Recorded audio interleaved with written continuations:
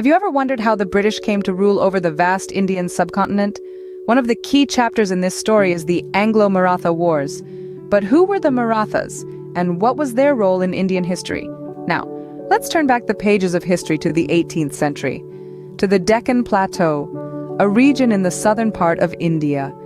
There, a new power was rising, the Maratha Empire.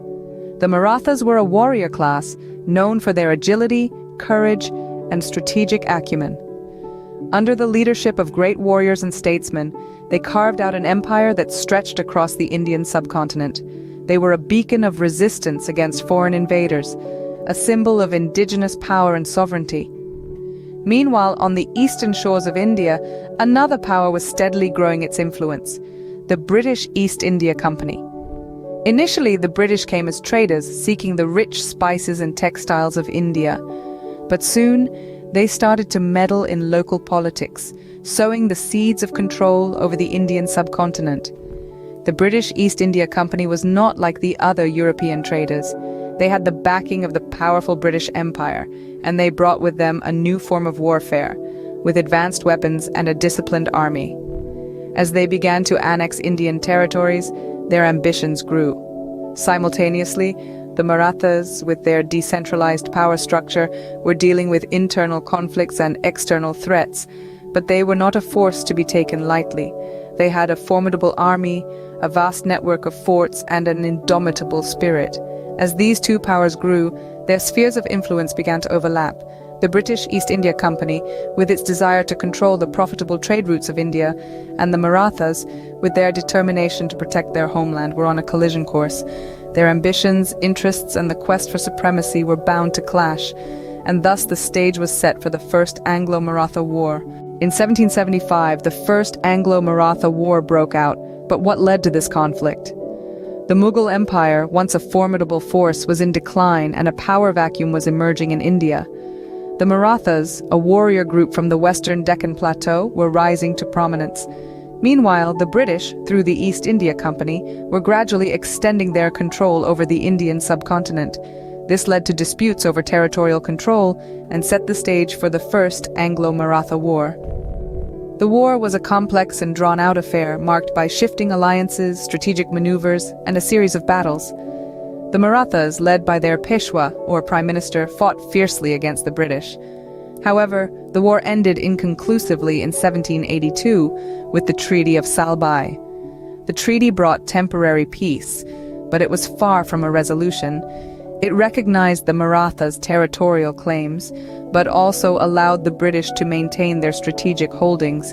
It was a delicate balance of power, a truce rather than a true peace. Despite the treaty, underlying tensions remained. The Marathas were dissatisfied with the British interference in their affairs, while the British were wary of the Marathas' growing power. These simmering tensions set the stage for the Second Anglo-Maratha War.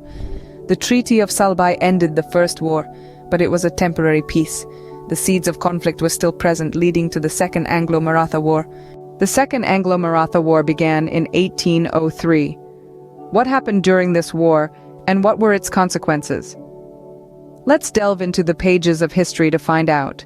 The seeds of the Second Anglo-Maratha War were sown when the East India Company decided to interfere in the internal conflicts of the Marathas. The British, seeing an opportunity to expand their influence, sided with Peshwa Baji Rao II against his rivals. The war that ensued was a series of battles, with the British forces, led by General Gerard Lake and Arthur Wellesley, winning decisive victories. The Battle of Assaye, in particular, was a turning point. Despite being heavily outnumbered, the British forces under Arthur Wellesley defeated the combined forces of Scindia and Bhonsle.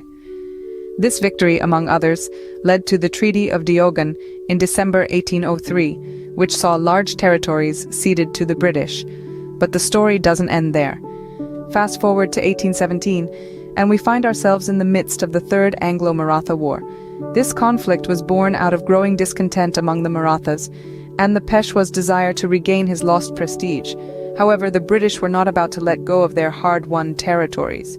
The Third War was more intense and widespread, with the Marathas putting up a stiff resistance. The Battle of Koregaon marked a significant event where a small British force held their ground against the Peshwa's larger army. Despite such instances of valor, the Marathas were eventually defeated. The Peshwa surrendered and was exiled, marking the end of the Peshwa rule. The Third War concluded with the Treaty of Mandsaur in 1818. The Marathas lost their independence and were integrated into the British Raj. The British, having quelled the Maratha resistance, emerged as the paramount power in India. These wars, especially the Second and Third, were instrumental in shaping the political landscape of India. They marked the end of the Maratha Empire and the start of British dominance in India, a period that would last until the middle of the 20th century. The defeat of the Marathas in the Third Anglo-Maratha War marked the end of their power and the beginning of British dominance in India. The Anglo-Maratha Wars had profound consequences, but why did the Marathas lose, and what was the impact of these wars? The defeat of the Marathas can be traced back to several key factors. At the heart of their downfall was internal disunity. The Maratha Empire was not centralized, with various factions often at odds with each other. This lack of unity made it difficult to present a united front against the British. Coupled with this was the Marathas' technological inferiority. The British had a clear advantage with their superior weaponry and military strategies. These wars marked a significant shift in the power dynamics of India. They heralded the establishment of British dominance and signaled the decline of the Maratha Empire. The British East India Company expanded its territories and influence, gradually taking control of the entire Indian subcontinent. The Anglo-Maratha Wars were a turning point in Indian history, marking the end of the Maratha Empire and the beginning of British rule.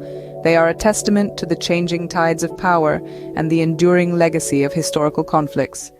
Welcome to our online family. Your one like inspires me to make a new video. If you enjoy the content, please consider subscribing to my channel. Subscribing helps support the channel, and you'll stay updated with the latest videos. Click the subscribe button below if you want to see more content like this.